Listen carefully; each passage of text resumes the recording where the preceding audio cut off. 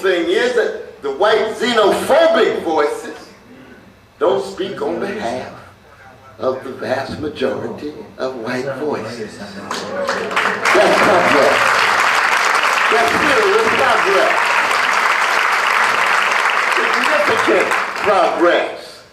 Now, of course, we're going to have to deconstruct some of these categories that these emaciated journalists have tried to trot out.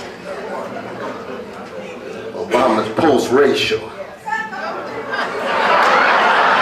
Come on now. What do you mean he's post-racial? White brothers and sisters are willing to vote for a black candidate. That's fine. Black folk have been voting for white candidates for decade after decade after decade. You had a white man in Chocolate City called Gary, Indiana, that produced some folk named the Jackson 5. Black folk did what? They chose a candidate based on qualification rather than pigmentation. That's just called spiritual maturity and moral wisdom. But when white brothers and sisters start doing it, like in Iowa, all of a sudden got a whole new category. Oh, we in post-racial politics now. No. This is not post-racial. White brothers and sisters are less racist. Let's just be honest about it. Well, we colorblind now. No, you're not colorblind.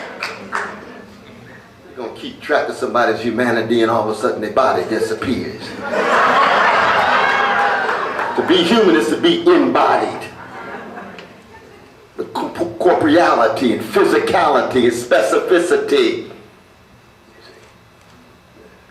No. Colorblind simply means for so long the black body's been associated with degradation. So you figure in order to keep track of black humanity, you've got to eliminate the degradation, eliminate the black body, so you don't see a body, you just see a platonic form, you see an abstraction. Just a human being. No particular human being. That's not a compliment to black people. At all. Can't keep track of my body and my specificity, you're talking about my mama.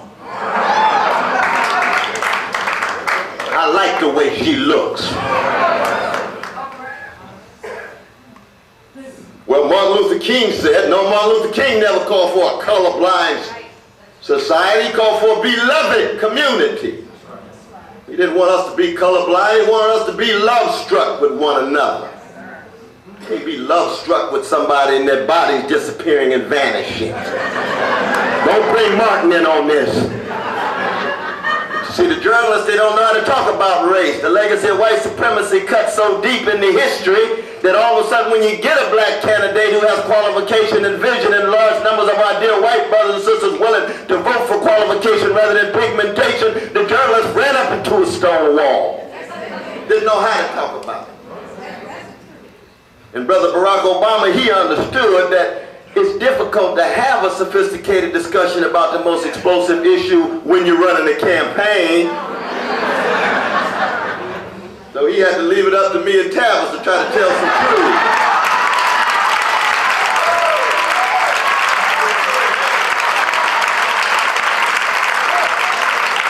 That's why we said, look, Brother Barack, we love you to death, brother, but we got to tell the truth. We decided to be faithful unto death to keep track of those Sly Stone called everyday people and those the late great James Cleveland called ordinary people. That's who we are trying to serve. And sometimes the quest for truth and the quest for power don't overlap. Sometimes you got tension. And we had to be loving enough to say, we understand you're running a campaign. We want you to win, but we don't want you to too excessively mislead folk. So when you do win, the truth is over here and their vote is over there. That's a challenge. It was a difficult challenge.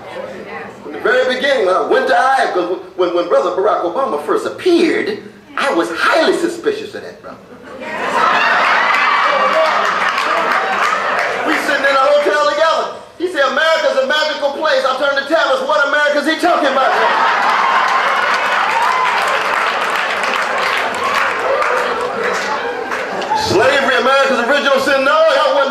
send the original symbols of indigenous peoples and their babies. Indigenous peoples and their babies. Our indigenous peoples don't have to always be in the room for us to remember their suffering and their struggle. You don't allow black suffering to blind us to other people's suffering. Slavery was number 2.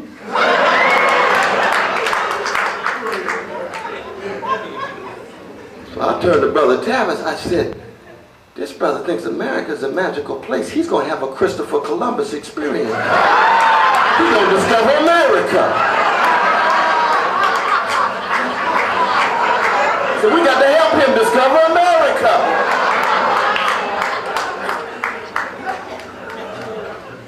And then when Time, Newsweek, Wall Street Journal, New York Times, Washington Post, when they all fell in love with him, I said, I really got to be suspicious now.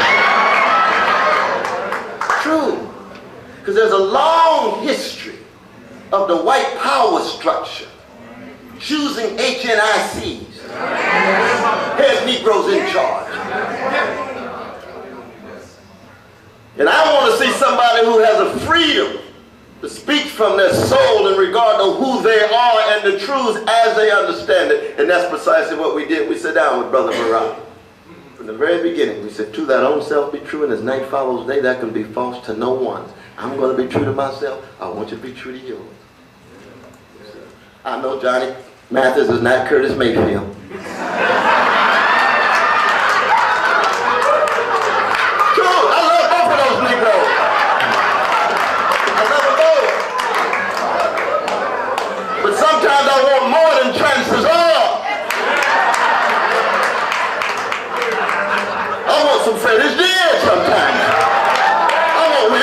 Sometimes. I want I loved and I lost sometimes.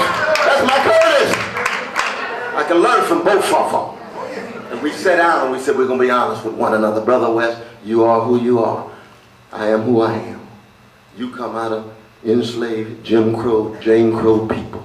I come from Hawaii, Indochina. And I married a brilliant, courageous, visionary black woman named Michelle Obama. That's right.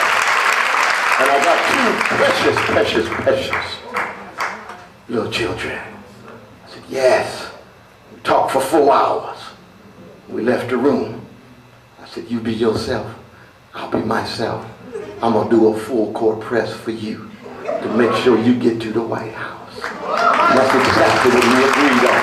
Going to Iowa, South Carolina, Texas, Super Tuesday, 16 events in Cleveland and Ohio and 15 events in Columbus, Ohio, 2 weekends before to try to push that pivotal state. Still trying to speak the truth, but saying at this particular moment, as the American empire wavers, as American democratic experience wobbles, as the culture is in decay, as greed is running amok at the top, as there's a culture of indifference toward the poor and the weak, and as the politics of fear are being deployed by the Republican Party, we're going to do a full court press to try to bring to an end this age of conservatism and Reagan and Southern strategy. And we were able to do it because of your work and so many of your